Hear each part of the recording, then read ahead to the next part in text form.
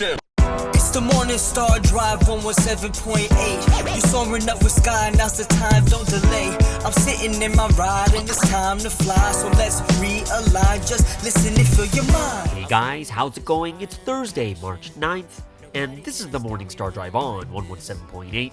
We're on YouTube, so make sure to subscribe, follow us on SoundCloud, and make sure to support us on Patreon. So what is happening on this wonderful and amazing Thursday? We've got current news from around the world. It is Q&A Thursday, and of course, Provi in the media. We're going to look at episode 2.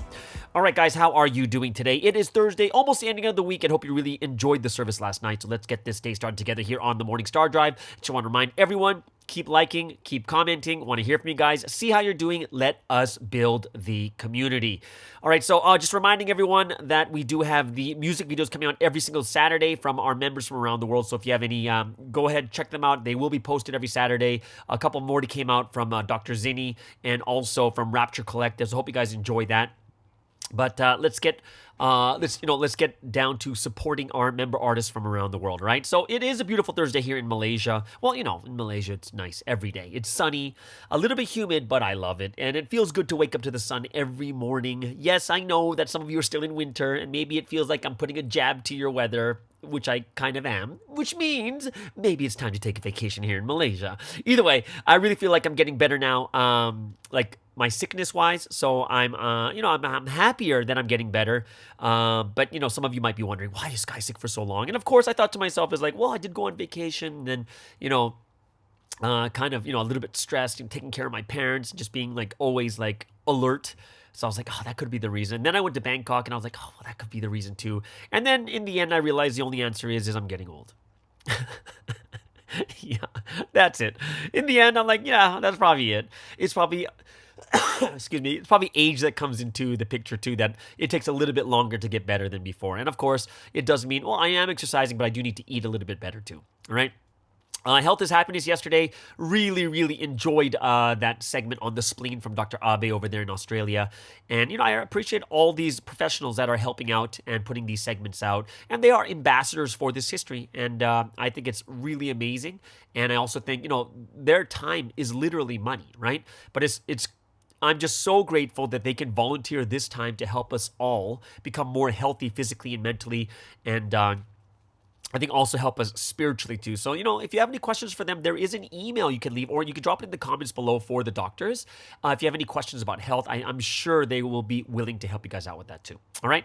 So, I think the big one everyone's waiting for is Provi in the media. Once again, today, instead of Sermons in the Sky, I think this is a lot more important, especially for this week, as, a lot of people are watching that documentary. So I'm going to do an episode 2 breakdown, and I'm going to do it with the lawyer's mindset, is how impressive is the evidence. Right, so today's episode 2, and this is something on everyone's mind, and I just want to go over it step by step to make sure that everyone knows the 3 different episodes, what actually went down in it. But I want to talk to you before we get into that Provi in the media. I do want to kind of. I read an interesting article by Massimo Introvini, and of course he's a sociologist in religion, and he does study a lot on cults and new religious movements, but he is very into making sure that there's religious liberty. So people, they're not going to be defamed, or they're not going to be slandered and such in an unfair way. But there's this interesting thing that he wrote, and this article is called "Are Apostates Reliable?" And I did leave the link below, right? But the title is "Are Apostates?" Remember what apostate is? It's people who left the church. Are they reliable to ask about, is this church a good church or not? And I just want to go over some points that he made, and I think it's very, very interesting. He starts off in this, like I said, the whole article is down there, but he starts off with this very, very interesting apostate, or one of the very first. His name is Charles Chiniquy. Okay, so this guy was originally in the Catholic Church, right? And there's several studies that Massimo has done to the notion of apostasy, and Chiniquy is the most famous professional apostate of the 19th century.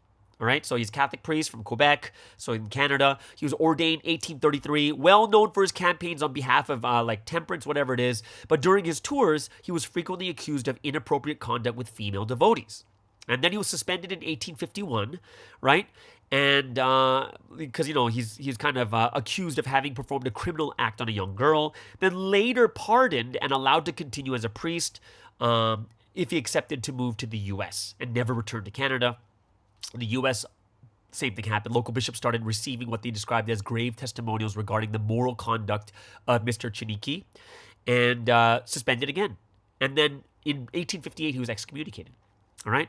So then what happened is he then joins the Presbyterian Church and then devoted the remaining 40 years of his life to campaign against the Roman Catholic Church, right?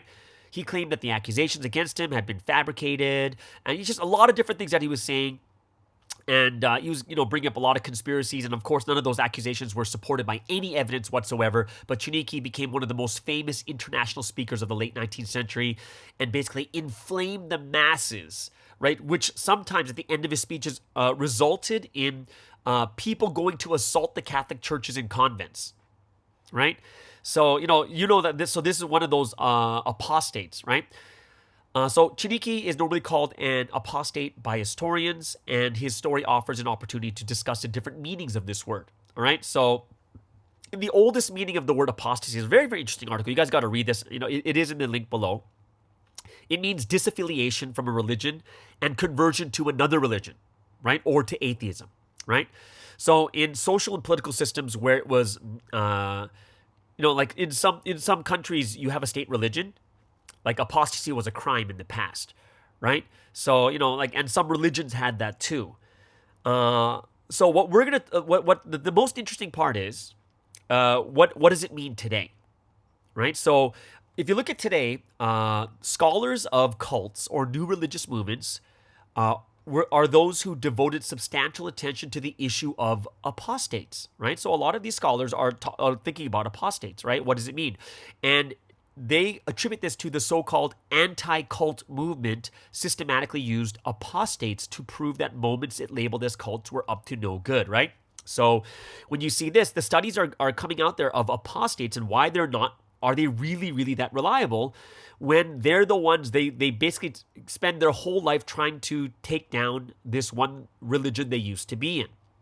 Right, and which sounds like what we're going through right now, like an anti-cult movement where you look at the Netflix documentary, KDH, right? KDH, Kim Do-hyun, the guy who's in charge of the anti-Providence movement, systematically uses who? Apostates, other people that used to be in Providence to prove that this movement is labeled as a cult and we're just totally up to no good.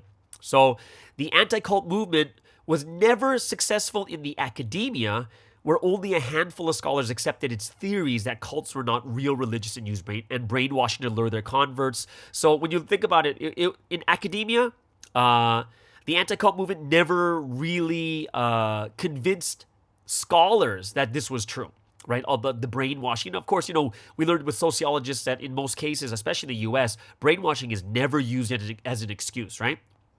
It was way more successful among the media, not with scholars. So apostate stories about religions attacked as cults were immediately popular with journalists. So unlike complicated accounts by scholars, they painted simple black and white stories with clearly identifiable heroes. The apostates and the anti-cult activists are the heroes, and the villains are the cult leaders and sometimes the scholars who doubted the reliability of the apostates. And they also included lurid tales of abuse, which made for good copy, right? So journalists accepted it way more than scholars. So that tells you another thing, right? So it's true that sociological theory was missing, right? Unbeknownst to many journalists, debates on the apostates had already been an important feature of discussions about religious minorities in the 19th and early 20th century. And, it's very, very interesting. This is something that you guys should read about. Are apostates really reliable, right? What is the problem with apostasy? Right, and I have posted that into the comments below, so you guys can take a look at that too. And I'll help you guys to understand that this is kind of the exact same MO of what's happened in the past when it comes to other churches or were branded as cults, and all the media would do is talk to the people who used to be in there, or they are the anti-cult movement, right? So it's kind of like what we see now is kind of like exact copy of what it was like in what scholars study today, and the vast majority of scholars do not even accept this anti-cult movement. They don't even accept it scholarly. The main people accepting it is the media, which is kind of what we're looking at right now when we look at a Netflix documentary, right? It's kind of good for copy. It's good for the press to get more eyes on it, right? So quite interesting. So that's why today I'm going to do the breakdown in episode 2, right? And I want to make sure that everyone understands what is there and, the parts that I know for sure that are untrue. And a lot of them are just being used, like older witnesses are being used that have already been disproven and stuff like that too, right? So that is what I'm going to go over today. I'm sure a lot of you are going to skip straight to that also, but the show must go on because we have Q&A Thursday. And Q&A Thursday, a couple questions we have for today. And these are questions from newcomers. So someone has asked me these questions because newcomers are asking 3 questions. Number 1 is, the miracles of Jesus, like turning water to wine, what does that mean? How is that explained? And walking on water, how is that explained, right? And the third one is the explanation or evidence from Bible or outside source of fact for the number of years, like 1,600 years between Adam and Noah, 400 years between Noah and Abraham, 400 years between Malachi and Jesus. I think that one is the easiest one to answer to. Well, actually, they're all 3 pretty much all talked about in the past, all right? Either way, so let's get into some music from member artists from around the world. And we're going to start off with our feature artist of the day, which is Star from New Zealand. And this song is Wisdom is the Best. And then we have Mariah Henry from America with Universe featuring Cece. And we'll end things off with Renee Lai from Taiwan with Master of My Own.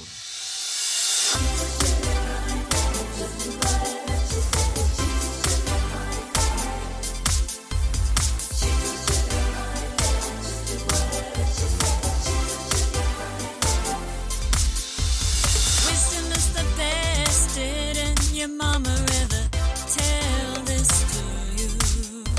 She'll get you out of whatever mess that you get yourself into. Wisdom is the best. She comes running when you call her up. She likes to stick around, so don't beat her down, don't kick her out.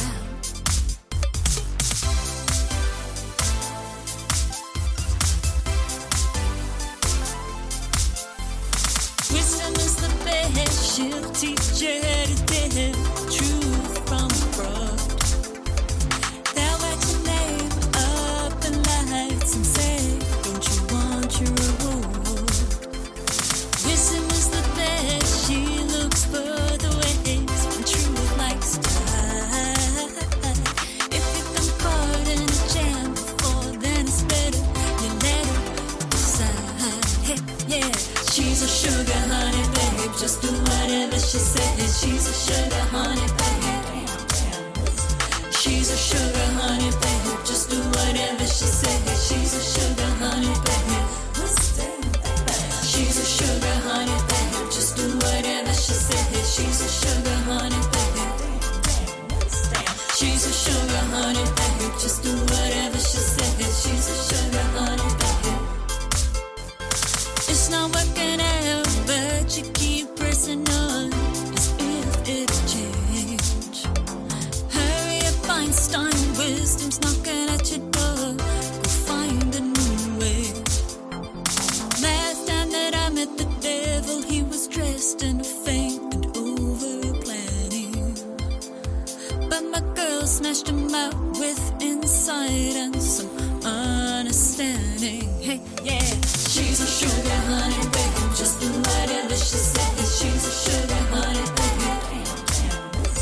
She's a sugar honey babe, just do whatever she says. She's a sugar honey babe.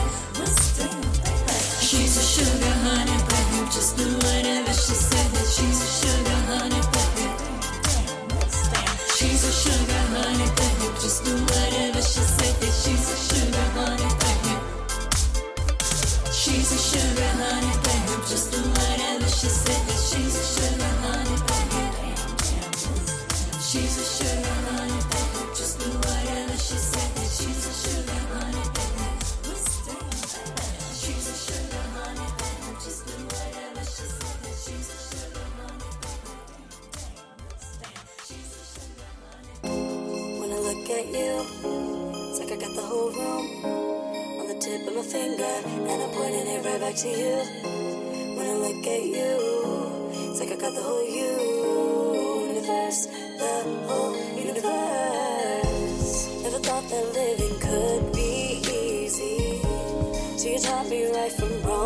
now I'm free to be. Full of love, full of hope, I'm empty of all things. I'm living to make everyone come follow me. This is a life worth living that I know. If I love someone else, what would he give me though? It's like I'm floating on clouds, my feet don't touch the ground. Life with you is like heaven, look at what I found.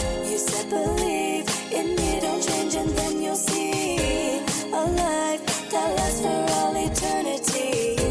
And I will never live to have any regrets. I know you're the best, I'll step to the west, I'll follow behind you step by step. Just like the stars above, we shining, shining. Look at the world, in my hands the universe is mine. It's yours, can't escape from the love, it's yours. It's yours, can't escape from the love, it's yours. Just like the stars above, we shining, shining. Look at the world, in my hands the universe is mine. It's yours, can't escape from the love, it's yours. It's yours, can't escape from the love, it's yours. When I look at you, it's like I got the whole room on the tip of my finger, and I'm pointing it right back to you. When I look at you, it's like I got the whole universe, the whole universe. You said believe in me, don't change and then you'll see a life that lasts for all eternity. And I will never live to have any regrets. I know you're the best, I'll step to the west, I'll follow behind you step by step. Just like the stars above, we shining, shining. Look at the world, in my hands the universe is mine. It's yours, can't escape from the love, it's yours. It's yours, can't escape from the love, it's yours. Just like the stars above, we shining, shining. Look at the world, in my hands the universe is mine. It's yours, can't escape from the love, it's yours. It's yours, can't escape from the love, it's yours. When I look at you, it's like I got the whole room on the tip of my finger, and I'm pointing it right back to you. When I look at you, it's like I got the whole universe, the whole universe, the whole universe, the whole universe, the whole universe, the whole universe.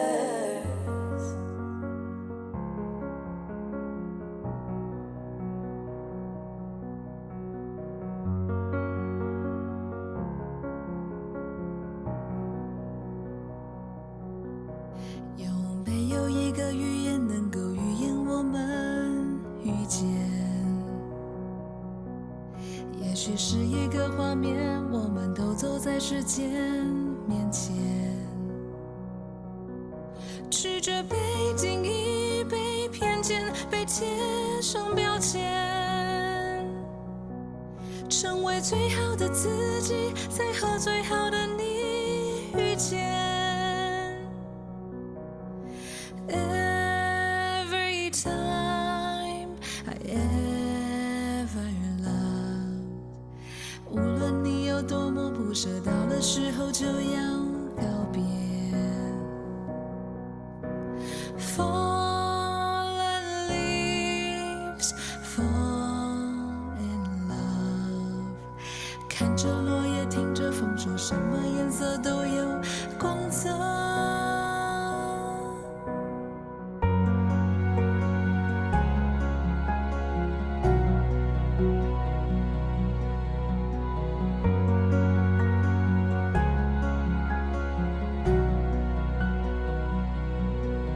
不想被欺骗，被敷衍，被拿来消遣，冲破世俗的定律，再和不俗的心相连。Every time I ever loved， 生命里小小的锁的，都伴随着大大锁着。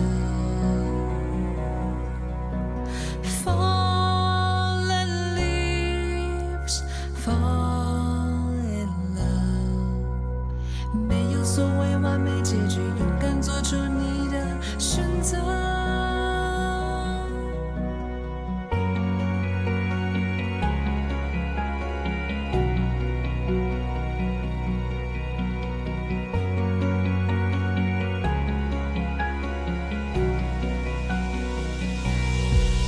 不想被欺骗，被敷衍，被拿来消遣，冲破世俗的定律，再和朴素的心相连。Every time I ever loved， 生命里小小的所得都伴随着大大挫折。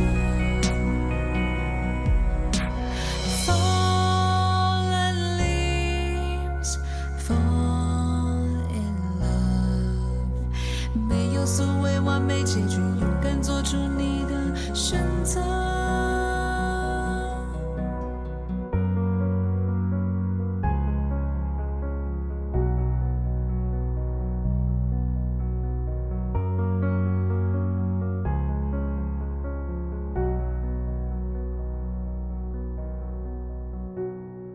And that was Renee Lai from Taiwan with Master of My Own. Before that, Mariah Henry from America with the song Universe featuring Cece. And of course, Justar from New Zealand with Wisdom is the Best.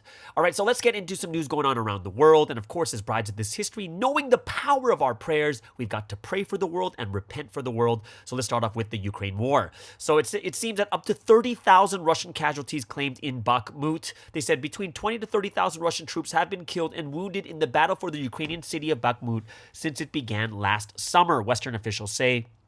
The epic nature of the battle is out of all proportion to Bakhmut's strategic significance, they add, but after more than 6 months of grinding, horrific fighting, the future of Bakhmut still hangs in the balance. And since the fighting began, some 90% of its pre-invasion population has fled, and this small administrative city in the Donbass is a wasteland of shattered buildings and trees. Now, even if it falls to Russia, something that could still take time and is not guaranteed, Moscow will, Western officials say, have gained little and lost much. For Ukraine, one official said the battle for Bakhmut has been a unique opportunity to kill a lot of Russians, and Ukraine's military has also paid a heavy price.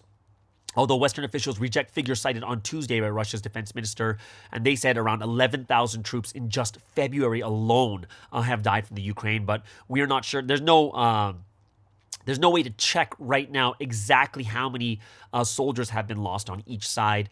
But, if you just take those two numbers right there, that would be over 40,000 people in just one region. Like, that's worse than every single disaster we've seen combined. And that's how terrible war is. And that's what we never want to see happen. So we got to pray for this Ukraine war. We really, really got to pray that it doesn't start in North and South Korea. And we also have to pray that it doesn't start between China and Taiwan. Like, this is something we don't want, all right? In second news, the earthquake damage from the Turkey-Syria earthquake is set to exceed $100 billion, as the UN says. Recovery costs will obviously exceed that amount after last month's apocalyptic destruction. Damage caused by last month's devastating earthquakes in Turkey will exceed $100 billion, a UN development program officials has said. It's clear from the calculations being done to date that the damage figure presented by the government and supported by international partners would be in excess of $100 billion, right? So far, how many people have been killed? Well, it looks like the number is over 52,000 people have died in that massive earthquake. And it still doesn't compare to what's happening in the Ukraine war. One region of Bakhmut is over 40,000 people for the last 6 months. That's just one region, right? 52,000 people died in southern Turkey and northwestern Syria by the February 6 tremors, and many were crushed or buried as they slept. And the provisional damage figure, which covers only Turkey, is being used as a basis for a donor conference on March 16th in Brussels to raise money for survivors and reconstruction. The World Bank previously estimated the direct damage in Turkey at $34 billion, but it said recovery and reconstruction costs will be much higher, and losses to Turkey's gross domestic product associated with economic disruptions caused by the quakes will also add to the cost. So It's been triple that. And I think the number will be probably even higher at the very, very end. So prayers go out to everyone out there in Turkey and Syria. Last but not least, go to Israel as Israeli forces kill at least 6 Palestinians in latest Jenin raid. At least 11 people wounded, including 2 with serious injuries, the Palestinian Health Ministry says. Israeli forces have killed at least 6 Palestinians and wounded 11 others during a raid in the occupied West Bank city of Jenin, according to the Palestinian Authority's health ministry. 2 of the wounded people had serious injuries, the ministry said in a statement on Tuesday, and witnesses told the AFP news agency that a house was besieged by the Israeli forces and hit with rockets. Footage circulating on social media showed helicopters over a column of military vehicles entering the city, and Israeli authorities said one of the Palestinian men they killed was behind the shooting of 2 brothers from an illegal settlement near the Palestinian village of Huwara last week. The Prime Minister of Israel, Benjamin Netanyahu's office, said troops had eliminated the gunmen who last month killed 2 Israeli settlers in the West Bank. And reporting from Ramallah, they said that another raid by Israeli forces was also carried out on Tuesday evening in another refugee camp south of Nablus. So it looks like things are getting pretty heavy and pretty crazy right now, and I hope that all of us can really, really pray for all the people that are affected by this, the families, the victims, all around the world. Okay? So that, that gives you a lot of things to pray about, guys, and just the figures when it comes to war, it's so much bigger, right, than all of the things that we've seen, and we got to pray for this, all right? So let's get into some sporting news now. We'll start off with soccer, with the UEFA Champions League round of 16. The second leg is happening, and Chelsea beats PSV Eindhoven 2-0, so they move on, and Benfica beats Club Brugge 5-1. In NFL, 2 more quarterbacks have been settled. The Giants strike a deal with Daniel Jones and use the tag on Saquon Barkley. It's $160 million for 4 years, with $82 million guaranteed at signing. So if that's the case, it's actually only worth $82 million. So a lot of people might think it's not as much as you think it really is, right? And also Ravens have franchise tagged Lamar Jackson, their quarterback. It's a non-exclusive tag, which means now he can engage in contract talks with other teams. And if he signs an offer sheet with another team, Baltimore has the right to match the offer or to keep him or take 2 first-round picks as compensation. The New York Jets also in talks with Aaron Rodgers, sources say. So that is quite interesting to hear also. Last but not least, we'll go to NHL news. Connor McDavid, best player on the planet, hits a career high of 124 points.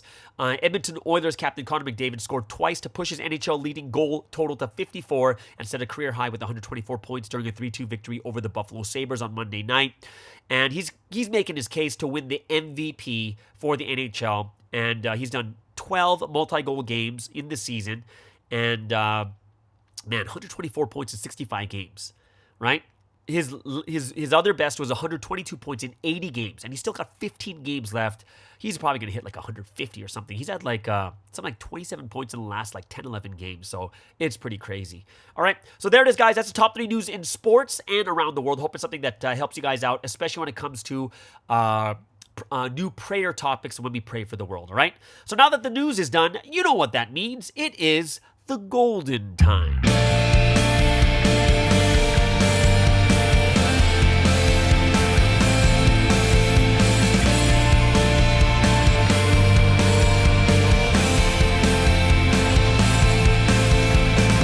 And yes, this is the golden time, a time of praise and worship to the Holy Trinity. Hope all of you guys are looking forward to giving glory to God and the Holy Spirit. So, what are we going to praise and worship today? We're going to start off with the song Paradise, and then an oldie, I'm Yours, and we'll end things down with the Truth.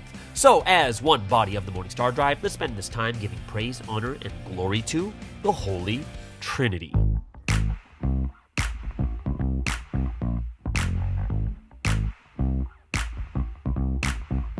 Is this a dream? Can't believe it.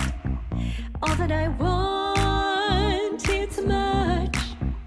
I keep on smiling about it. I'm feeling so excited. Uh-oh. This is the awesome fruit of the Lord's deep love. This joyful celebration of our rapture. I'm on this bright golden stage. My spirit is shining all day. I am hit with this heavenly crew. Dance, dance, dance. My eyes are on the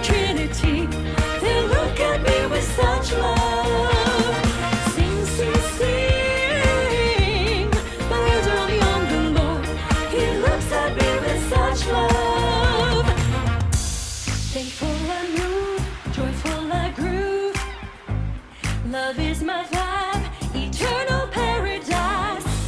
Thankful I move, joyful I groove. Love is my vibe, eternal paradise. I am happy, so I sing and praise all my days. To my God, my groom, eternally praise his ways. I respond with thanks, assignment, and the love of a bride. To the heavens offer glory, glory on high. We have been longing for the rapture, it is God's dream and ours. With the Lord's great condition, and love rapture is finally fulfilled. This time of love with the Lord is not my true blessing. I love for how long? Eternity. This is the awesome fruit of the Lord's deep love. This joyful celebration of our rapture of. I'm on this bright golden stage, my spirit is shining all day. I am hit with this heavenly groove. Dance, dance, dance. My eyes are on the Trinity. They look at me with such love. Sing, sing, sing. My eyes are only on the Lord. He looks at me with such love. Dance, dance, dance. My eyes are on the Trinity. They look at me with such love. Sing, sing, sing. My eyes are only on the Lord. He looks at me with such love.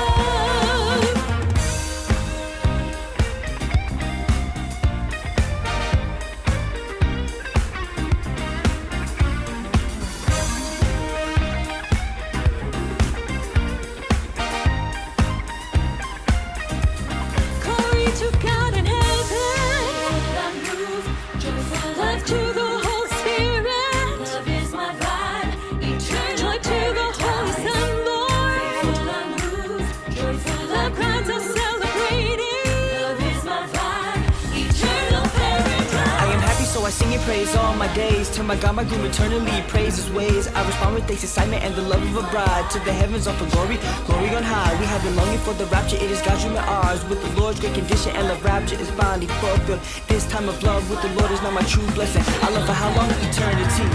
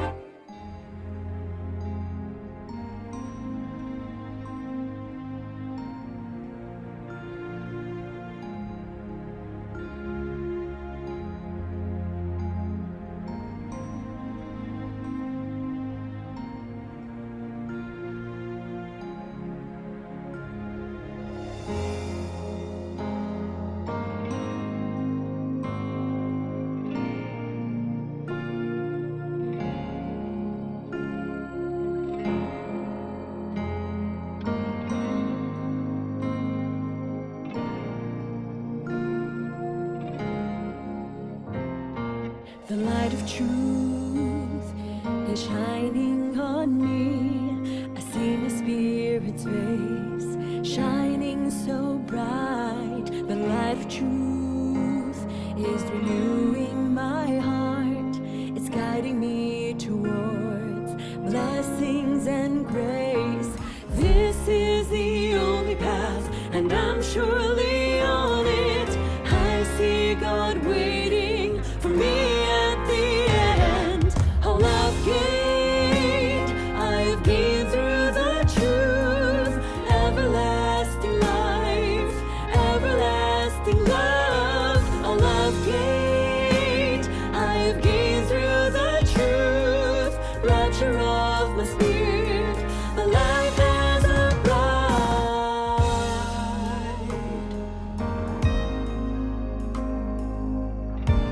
Jehovah's great light shines on the light of truth has conquered the world, and every other word is put to rest.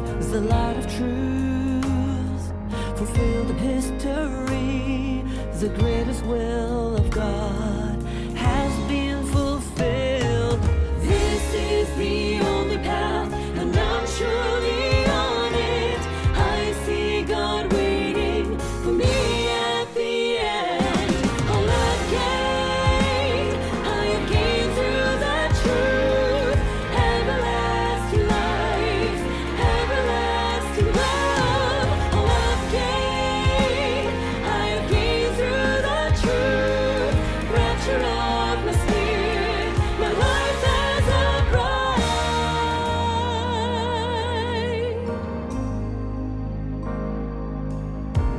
Jehovah's great light, His great light shines on me. His shining light, Jehovah's great glory shines so bright. His glory shines eternally. Jehovah's great light shines so bright. His brilliant and eternal light. Jehovah's great glory shines down. Even if all disappears, God's perfect will lasts eternally. Jehovah's glorious light shines in this land, and we finally see that our dreams are fulfilled. Now we will shine for eternity, lighting the world with the truth. With the word that we preach, no one makes everything possible. A happy future is possible. Fixate characters possible. Now we will rapture impossibly high. We have gained everything, this path of truth. Always the word of truth, eternal word of truth. We can do anything through truth.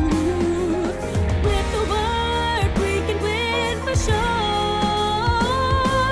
God's word flows on without end.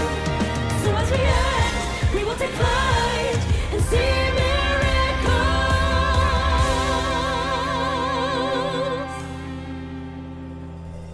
All I've gained, I have gained through the truth. Everlasting life, everlasting love. All I've gained, I have gained through the truth. Rapture of my spirit, my life as a bride. All I've gained, I have gained through the truth. Everlasting life, everlasting love. All I've gained, I have gained through the truth. Rapture of my spirit, my life as a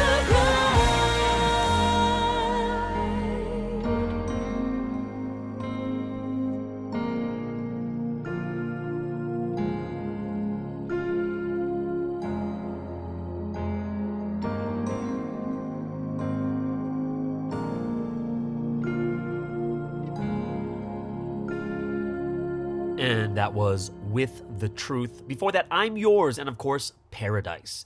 All right, so now that our hearts are made ready through this time of praise and worship, let's get into today's Q&A Thursday. And 3 questions today coming from a member whose newcomer is asking questions about certain miracles like turning water into wine, walking on water. And I would have to say that it really, really depends on which country you're coming from and how ready your newcomer really is.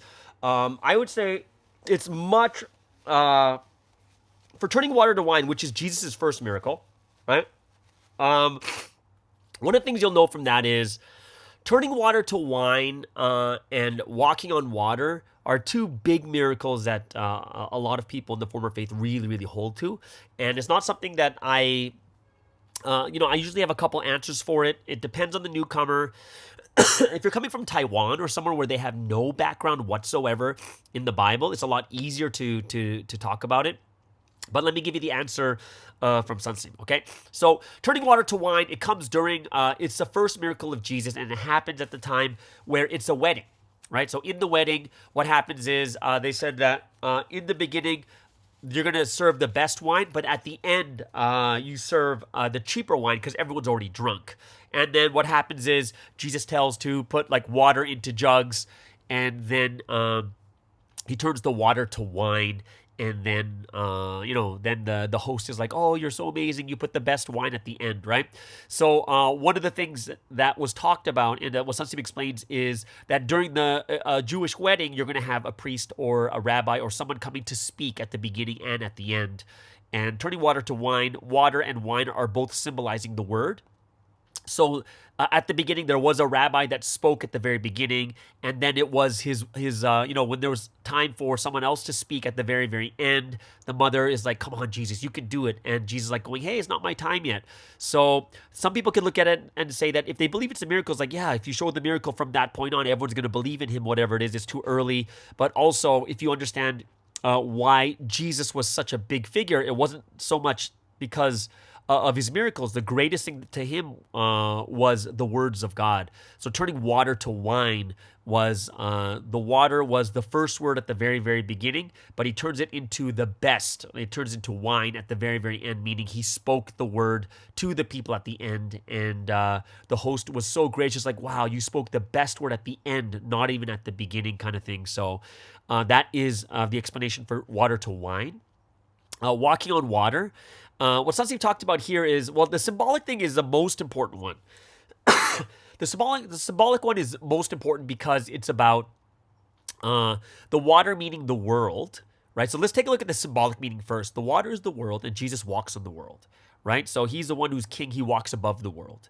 And basically what happens is Peter wants to do the same thing. So he walks out and he says, keep your eyes on me. And then what happens is the moment Peter takes his eyes off Jesus, he starts to sink into the waters and he cries for Jesus' help, right? And what happens is, what Sunstein was talking about a long time ago, he said that, yeah, if you look at the place that he's at, there's a lot of places in that water where it's very, very shallow, but it looks like it's, have you guys ever seen those pictures on the internet where it looks like people are walking on water, but the water's actually very, very shallow, right? And he says, the actual situation there was everyone was, sleeping and groggy, and when they woke up, they're like kind of in a stupor, and they're like, oh, and then they see Jesus walking on water, but it was actually shallow water, and they thought that, I was like, oh, Jesus, help me to do the same thing. And then that story became a lesson for the disciples, and he's like saying, you got to keep your eyes on Christ, right? So both of them is not like it was an actual miracle itself, right? So, but that is something that a lot of people are. I would actually have to say, it really depends on the newcomer themselves, what position they're coming from, right? But the most important thing is, what does it actually mean? Like, what's the thing that's most important? And when it comes even to Jesus, if the miracles were the most important thing, one of the things you'd have to think about is, well, if that was the most important thing, then why didn't people come to Christ because of the miracles, right? Even when Jesus did he heal the blind, or he healed the lepers? And only one of them came back to give glory to God, and 9 of them didn't, right? So you see that even with the miracles, a lot of people didn't stay because of the miracles. Everyone believes in Christ because of the word. It's the gospel, right? The miracles and signs are only there to show that, hey, come to this person and listen to the word. But if we understand that the word is the most important part when turning water to wine, and then walking on water is like, in the world is the ocean. And, how do we know the world is the ocean? Well, you take a look at the parable of fish. What are fish? Fish are people, right? So fish are people. The ocean is the world. And if the ocean is the world and there's winds and waves that are crashing all around you, kind of like what's happening right now, what you have to do is keep your eyes on the Lord. Keep your eyes on the Lord, and you'll be able to walk on water. You'll be able to walk above the waves. You'll walk above the winds, and you not have to worry about these things, right? So those are the two things. But like I said, it really, really depends. Some people, I just say, hey, God gives miracles. Amen. And we just finish and we move forward, right? And sometimes later I'll explain it to them too. Now, the last question is about evidence from the Bible or outside source of fact for the number of years, like 1,600 years between Adam and Noah, 400 years between Noah and Abraham, 400 years between Malachi and Jesus, okay? So let me kind of give you an example of how dating is done, right? And I'll give you an example of, like, let's just say Jacob. How do you know when he was in this history? Like, where did this all come from? Right, so let's just take a look at Jacob.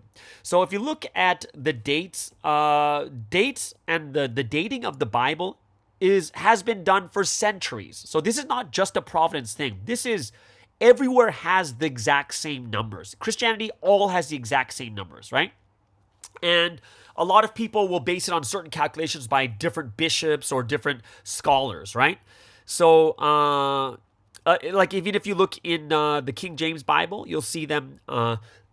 Those dates of like the 1600 years and everything else that you see, they've even been there since the 1701 with the King James Bible. And that's using like one of the Bishop Ussher's calculations, right?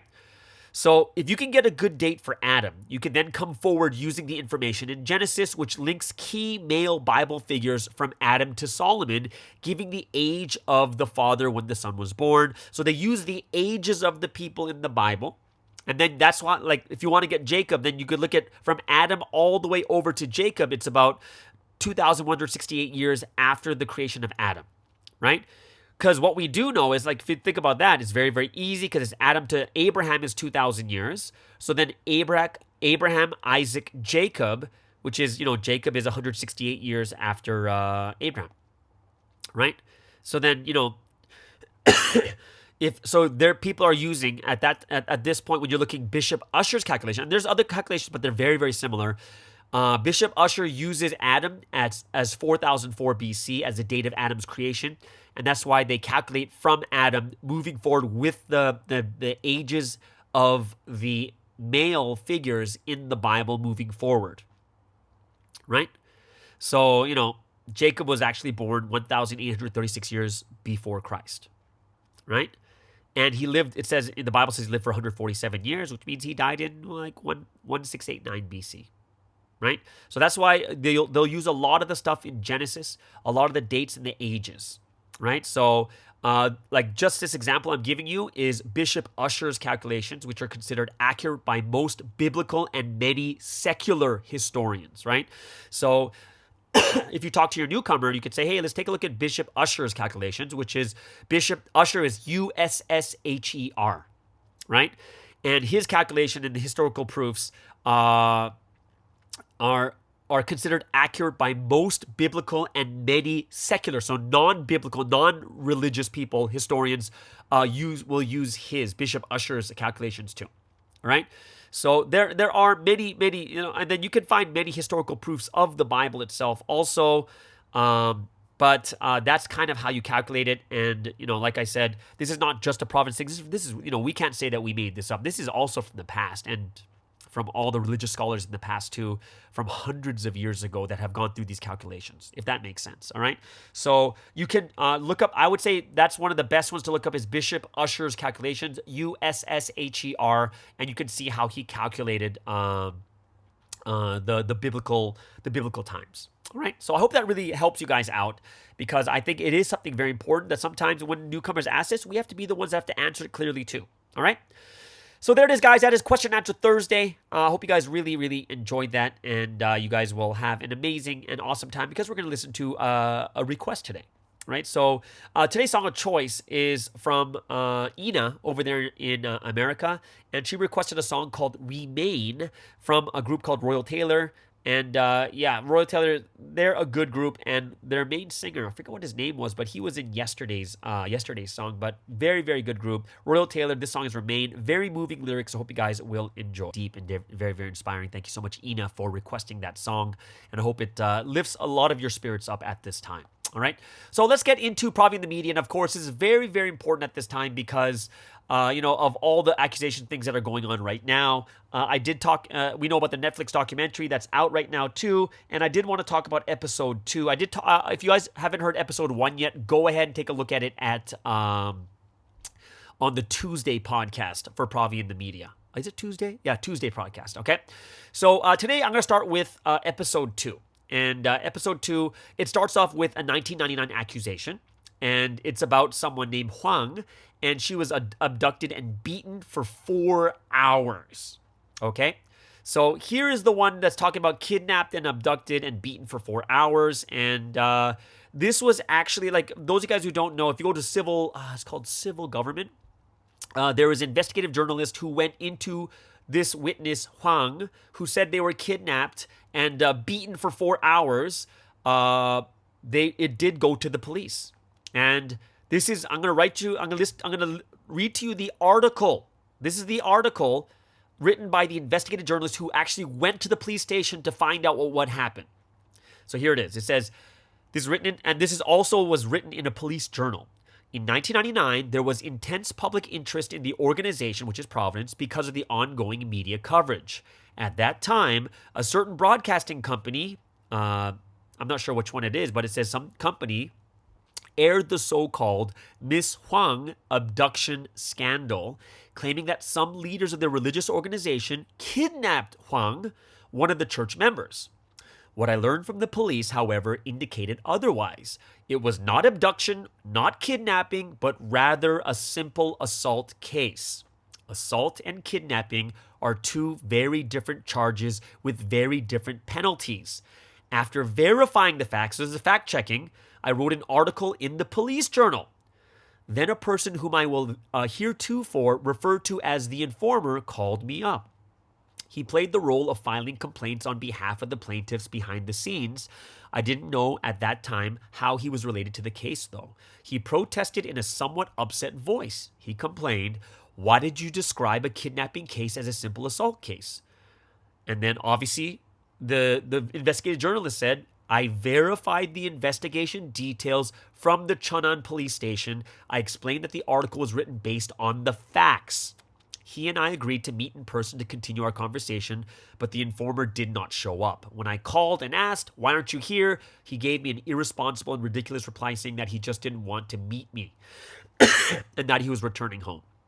So this first thing, so you're going to look at that first case of this person saying that, I was kidnapped and beaten for 4 hours. It went to the police. There was no beating.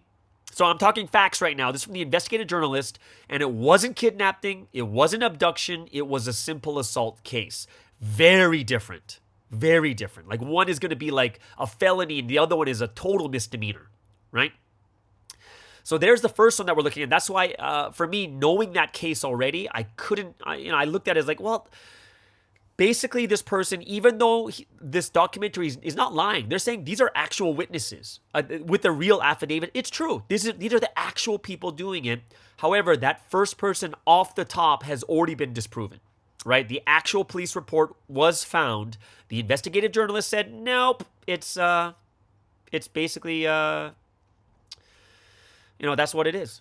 Right? It was kidnapping, but it's actually simple assault. So that's why that very first case of Ms. Huang, because I already know the truth on that matter, it makes no difference to me. Like these are all old. Like the reason I'm telling you this is a lot of this stuff is so old. They're rehashing old figures that have already been investigated, and a lot of them have been dismissed. Like they're not even going to go through the court because the facts don't match. Right? So. Yes, the documentary is allowing them to say what they want to say, and that's fine. That's fine. But one of the hard parts is they're not telling you about this extra information that everyone else, if you just look it up simply, you're going to know. You're going to know the facts about it. And that's why I do think it's a dishonest documentary in that sense when we already know that's not true, right? And then, of course, in 1999, Sunseem started going to the foreign countries, and then the media went against Sunseem, and he says, Sunseem ran away from Korea, right? So let me tell you what actually happened in 1999. Did he run away? Was he running away from the case? Okay, so in 1999, what happened is SBS, which is a Korean media company, instigated by KDH, which is the person in charge of anti-JMS, right, made sexual allegations against Sunstein in a broadcast. And then Sunstein traveled overseas for missionary work during this period as well. Now, following this first broadcast, overseas news media jumped on the bandwagon and broadcasted sexual allegations against Sunstein. And after these allegations, the CGM sued SBS for its report. Nonetheless, conflict and confusion among members ensued, right? So, Sunstein was accused of fleeing overseas. However, the sexual assault charges were in fact dismissed by the prosecutors involved. We're going into what facts are. It was dismissed. And he was able to travel overseas lawfully. They were dismissed. So he was lawfully traveling overseas. And even during that time, he returned to Korea several times. And basically, they only investigated him about his travels. And that's why the news broadcasted about Sunstein was different from the facts, right? So you're seeing that there's a much, much different thing from the media compared to what is the actual fact. And that's why, I was reading that first part about to you about the apostates. Are they reliable? And the people who are giving the voice to the apostates are mainly the media and not the scholars who are like, no, this doesn't really hold true scholarly, right? So, one of the things you have to know about KDH is the person who is like the main person in charge, right, of the anti-providence group. So in the investigative journalist brought up new evidence against him. And this is why these trials should never have gone through.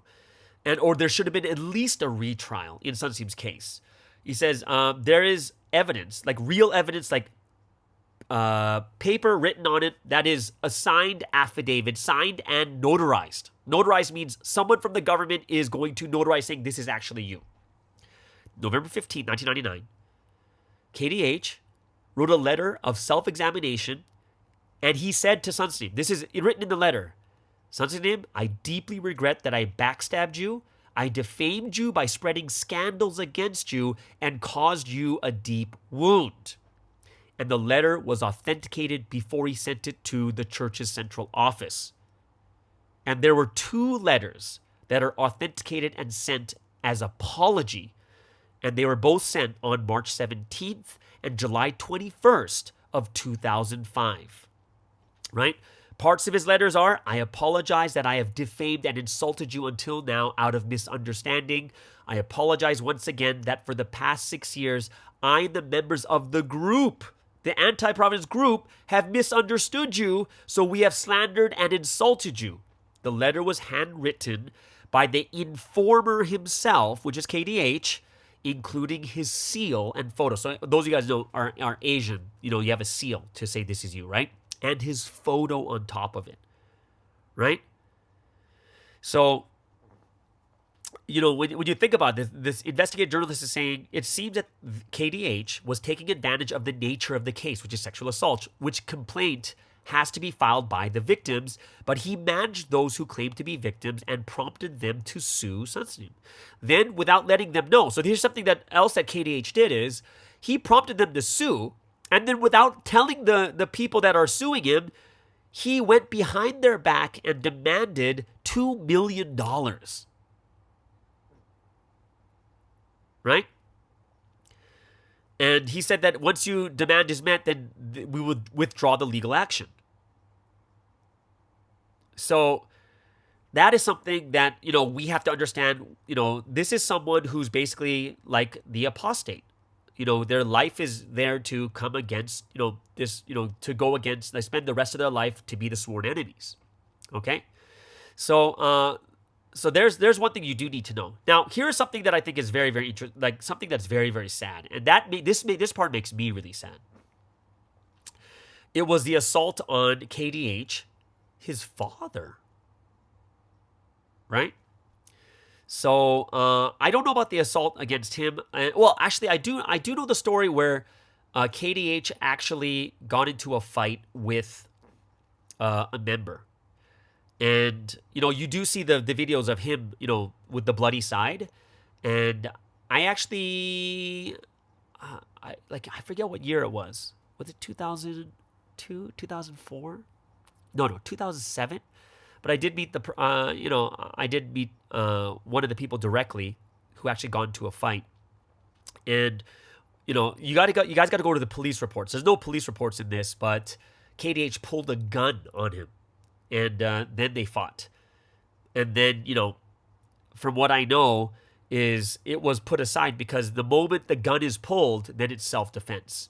But we're not going to know this because it doesn't show you the police report itself. So if we need to go into this even more deeply about the assault on KDH, we have to go to the police reports just like the investigator did before, right? But we don't see any of that either. So then it goes into the history of who KDH is. But the reason why I brought up all the different letters that he sent to Providence, also saying that he's very sorry, they're doing the wrong thing. But he was actually, he's an apostate. He was in Providence in 1995, right? And some of the things that you're gonna see in here is KDH will say things like, Sunseem said, all professors should learn from me. And I've heard Sunseem say something like this, but the context is much different, right? And also, the story of the king and queen. And Sunseem, you hear Sunseem cussing or whatever it is. I've heard that message too, and basically saying this is probably what it sounds like realistically, what really happened at that time, especially a king back in those days, right, where it's very, very patriarchal and the women are seen lesser, right? So he's just saying this is probably what it's going to be like. I'm going to talk to you realistically of what the actual conversation was, right? And there's some stuff in here there's a woman testifying from way long ago, 1999. That says that many people cannot speak up against Sunseem because Sunseem said that he will kill their mother, right? So, all of this stuff from the past, right? They're all way, way back. Remember, all of these things have been dismissed. Are they true testimonies? Absolutely. They're actually testimonies. However, all the things that from the past have been dismissed. And if you think about this, why do people think, why are people saying that this KDH guy is such a bad person, oh, this guy's like Satan kind of thing? And of course, we know what it means when you call someone Satan. You're not calling them like they are literally Satan, right? But we learned in the Satan principle that Satan works through people. But even for me, it was kind of weird. This guy's calling Wolmyongdong, saying, let me talk to that beep, beep, beep. So he's cussing too. So it's not like this guy's showing himself any better, but he's sitting there oh, and this, and yeah. And he's just cussing a storm. So why would anyone in Wolmyongdong want to give the phone to Sunseem to talk to this guy who's cussing a storm? Right? And I'm going to be honest with you guys too.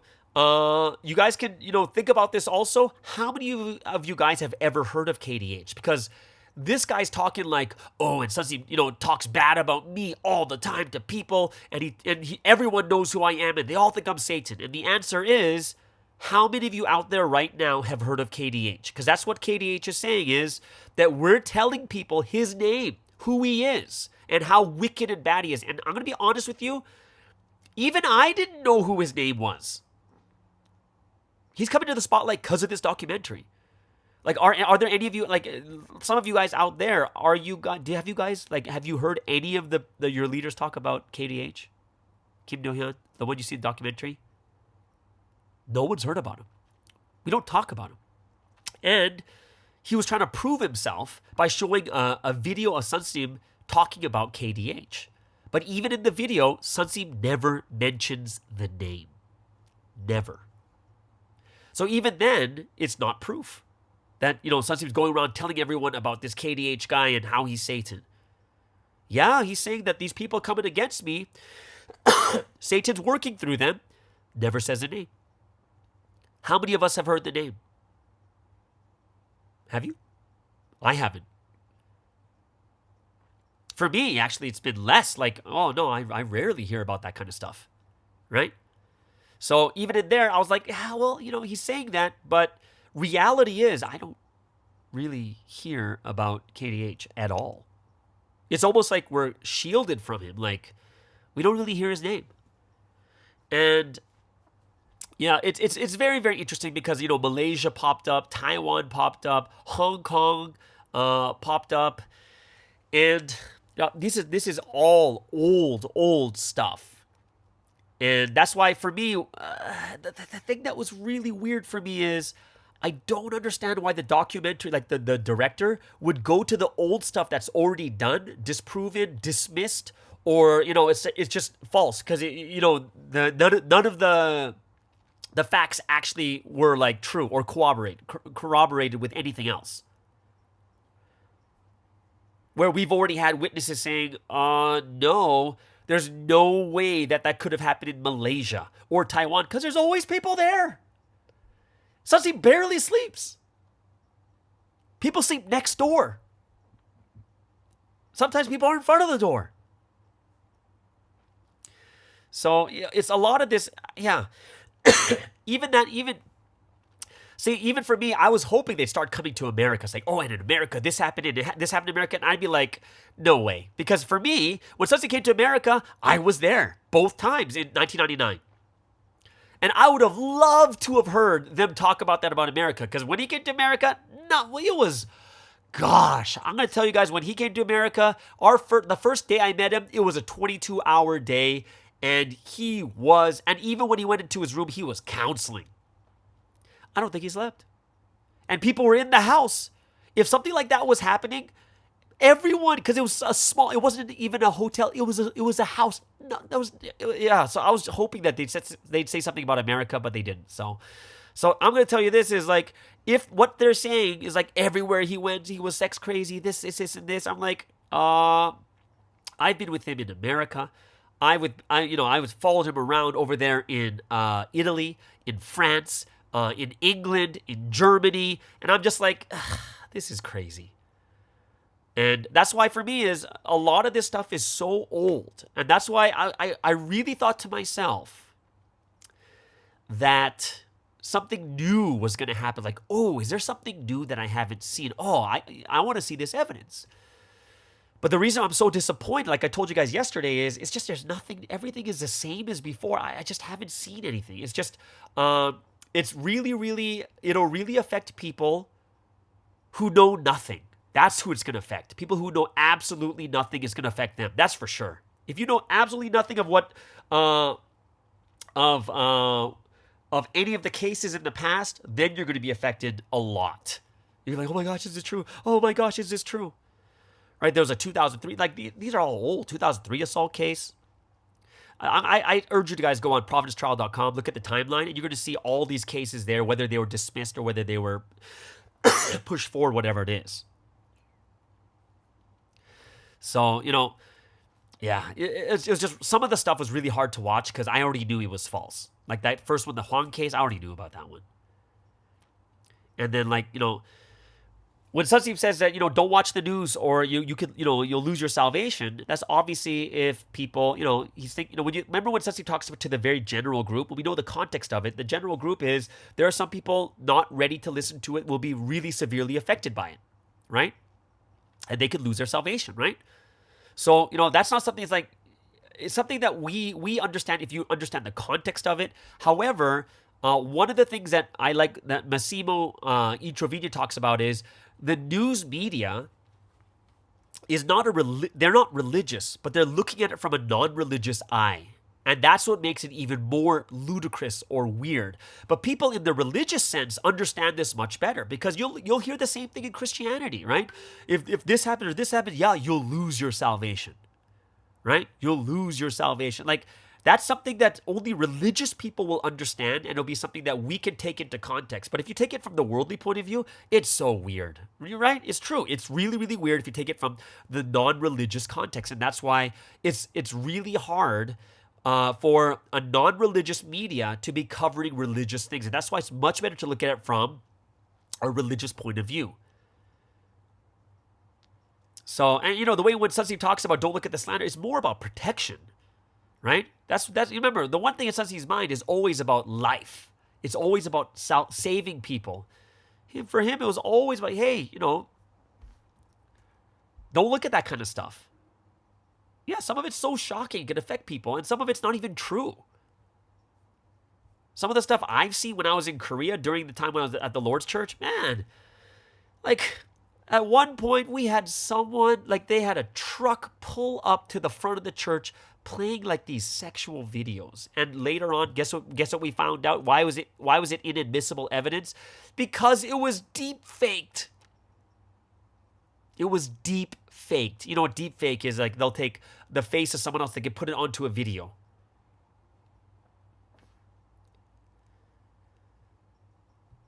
So, you know, these sisters who were assaulted together in Hong Kong. You know, there was like these twins, they're not twins, like these two sisters went to Hong Kong to visit. And then there's the next thing that shows is these sisters that went to go visit Sunseam and stuff like that. And then one of the sisters saw this happen. They were asleep and then they woke up and they saw what Sunseam did to his sister kind of thing. Guess what? Charges were dropped. Didn't even go through. So when you look at this too, we're like, wait, they're just basically giving a voice for a lot of people to see it. Now, I think there was two things from the video that I thought, for me, it was kind of like, like it just looks so bad, but I want to get more into it to find out more of the details of what happened. Like when you see those videos of those like girls sending these really lewd stuff, right, to Sunseam. And I looked at that, I was like, wow, like, is that real? And I'm going to look into this one for sure. But I would say that, for me, two of the things that I thought were quite embarrassing if they were members would have to be, number one, those videos or pictures, lewd pictures. And number two would probably be, like, members going out and hurting the father of KDH. And I think that, you know, those two things, you cannot have any excuse. Like, that, for me, was the most embarrassing one. And I want to find more information on it, but man, like people do extreme things for religious reasons. They do. But that is just ridiculous. Like if you were the people that did that, like I would myself would be like, I apologize. That should never happen. And, you know, Sunseam's not the one asking for these things. You know, we all know Sunseam. Sunseam's not telling people to go beat people up. Sunseam's not telling people to go beat someone. Like, Sunseam even brought it up in a message about KDH's dad. Like, what are you doing? Like, what are you doing? Are you guys crazy? Like, are we like gangsters? And I'm glad Sunseam brought that up too in the messages also. Because for me, that is crazy. And for me, that's embarrassing as a member. And I think a lot of times, sometimes the members, we do things, right? We do things that are, yeah, those are the two things that I thought, that's why I thought episode 2 was the worst. Because I looked at some of the actions of members and stuff, and that was the one that really just crushed me, even more than episode 3. Like, this was the worst one for me. Just for me feeling bad as a member. I'm like, did we actually do that? That is crazy. And who is telling people to do that? Like, that's crazy. Like, for me those are the two things I looked at and said, man. And that's the one thing that we have to understand very, very carefully, right? We do. And when I look at that, I'm just like, yeah. So I you know, a lot of things I looked at, and you know, it doesn't say anything about Sunseam because, you know, there's nothing like Sunseam is saying, I did this, I told people to do this, but he's actually going against it, even in the services, saying, I didn't tell him to do this. This was the wrong thing to do. You got to repent for this, right? But, you know, for me, it was just, that was really, really embarrassing. Yeah. There was this phone call between Sunseam and a girl, but the thing that makes this phone call really bad only is because of the follow-up. Everything that's building up, and then when Sunseam talks to this girl, he basically says, hey, you know, I want you to come. Oh, you look really pretty in the picture, right? So, you know, I've heard that before, so that's not a big deal for me. But then the thing that makes it look bad is because of the follow-up. So he's like, so what are you going to do here? He's like, oh, I'm going to listen to the word. Okay, besides the word, what else are you going to do here? Right? So it stops there. So there's nothing incriminating. Like, that phone call has nothing bad about it. There's nothing bad. It's just the insinuation of the documentary saying that, oh, you know, that he only wants this. So they play that part of the phone audio, but it never gets to the point where it's like he'll say literally, this is what I want you to do. Because there's nothing incriminating. If that's the best they can do, the only thing that makes it really bad is the follow-up. Everything before that, just trying to show him as this type of person. And then when you listen to that phone call, you have that in your mind. So you think, oh my gosh, he's talking about sexual things. And the answer is no, there's nothing incriminating about that phone call either. It looks bad because of what it leads, what it's trying to insinuate. But, if you look from a lawyer's mind, there's no nothing incriminating there. He didn't say anything to show that it's wrong, right? That's why it'll never be used in a court, right? There has to be something evidence like, I want you to come here to do this, right? Not just saying, what are you going to do when you come to visit, right? So when your mind is already on that path watching this documentary, it pushes you to think in a certain way. And that's why, people who are very easily swayed emotionally can easily be thinking, oh my gosh, this is what Sunsim's saying. But I've heard Sunsim talk about the same thing. What are you going to do here? Don't just come here to listen to the word. Go and sightsee. Go and see people. Go and see the sights. Go to the amusement park. Sunsim actually says that, right? So when your mind is only on one path because you're watching the documentary and only seeing sexual things, then what happens is your mind stays on that path. And when you hear Sunsim's conversation, what are you going to do here? Or what are you really going to do here, kind of thing, right? You usually think to yourself, I only have one way to think. Oh, he's thinking this. But I've heard conversations where he's like, no, go sightsee. Go see amusement parks. Go meet some friends. Go have a good time. Don't just stay with me all day. Is there only one answer to what are you going to do here? It is completely not incriminating on that one. What are you going to do here? Besides, the messages and stuff, what are you going to do here? And it's trying to lead people into thinking that way, right? Another video that people, that we know, a lot of us who have been promised a long time, that 2003 mosquito net, when they do the video of the mosquito net, that's such an old video. It's so old. Right? And even though these people say that they went to Sunsim's house the night before and they looked and they saw Sunsim having an orgy with a bunch of girls, right? But then they said, I forgot my camera that day. Like, seriously? Really? Like, really? Like, their whole point is to capture him and they forgot so the whole time when they said with their own eyes they saw the orgy, but, we didn't have a camera at that time. And in the mosquito net, with this 2003, when it comes down to this mosquito net, this incident, all these other different things, what happened in 2006, all this amounted to nothing. So all this evidence and everything else, what was happening in, was it Hong Kong or China at that time for the mosquito net thing? I think it was Hong Kong. Even that amounted to nothing. So the investigative journalist, this is coming from Minjung News in 2010, in April 2006, there was a Miss J and a Miss K, who are alleged victims, undertook a medical examination in a hospital while under Chinese police protection. The examination resulted in a finding of no traces of sexual assault. The Korean Police Hospital did a subsequent check on Miss J and Miss K and found no traces of sexual assault. Hence, the case amounted to nothing. Right? So, a lot of this stuff, it's just a lot of conjecture, like what I think is happening. Like, he says, he's bending over. He probably had an erection. I'm like, come on, guys. Like, that's the only reason why he's bent over. That's the only reason, really. There's no video anywhere showing intercourse. Anywhere. There isn't. They tried. There was a deep fake once. Nothing. If there was actually real evidence like that, it'd already been out. And that's why when all these trial cases come out for like sexual assault, whatever it is, there's no evidence like that. It's all he said, she said in the end. If it was there, it'd already been out. Right? And then Sunsi was hit by the guy. He's like, why are you hitting me? Right? So even that was quite interesting. Because later on, KDH actually says they beat him up. Later on in the show. In 2003, in China, they said there was a fox hunt, and there's like that old pastor from Providence. He's the one that said Sunsi was getting beaten up during that time. So he's the one saying that, yeah, he was hit by the guy.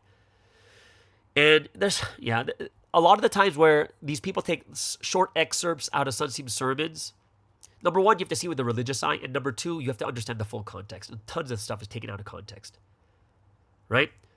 And that's why if you have a narrative already running, like this whole documentary has a narrative running of what type of person Sunsim is, then every single thing they take out, these small snippets of the word, are going to be, can easily be looked at in a certain way. Right? So, yeah, later on you'll see the KDH's father being attacked. Like I said, that's crazy. Like, that's embarrassing for me. It's a shameful act. Never been done. Sunseam didn't condone it. I was just so unhappy to see that happen. Yes, we're going to make mistakes. People make mistakes. Right?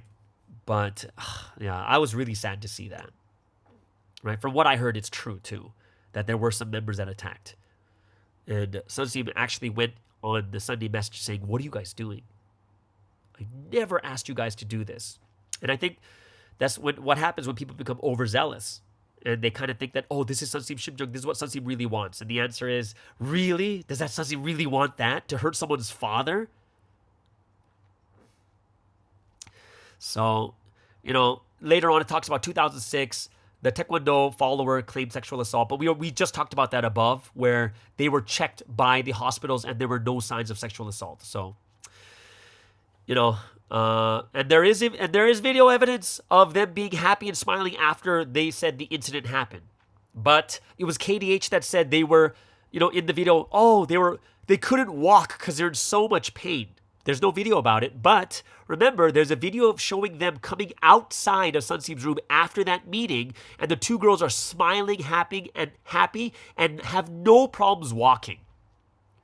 And that's why that was thrown out too in 2006. So that Taekwondo follower claimed this, but, KDH said they were so, brutalized, they couldn't walk in so much pain, yet when you see the video of them coming out of Sunseam's room, they're laughing, smiling, and have no problems walking. And that's why, and then they were checked by the hospitals and there's no signs of sexual assault.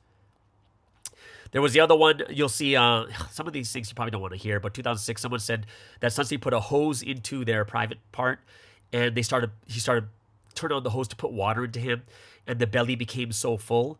And that's what they said, actually. When they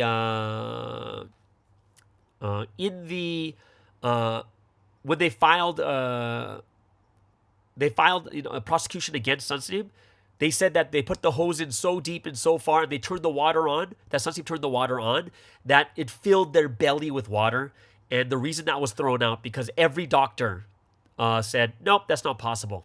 It's not possible for that to happen.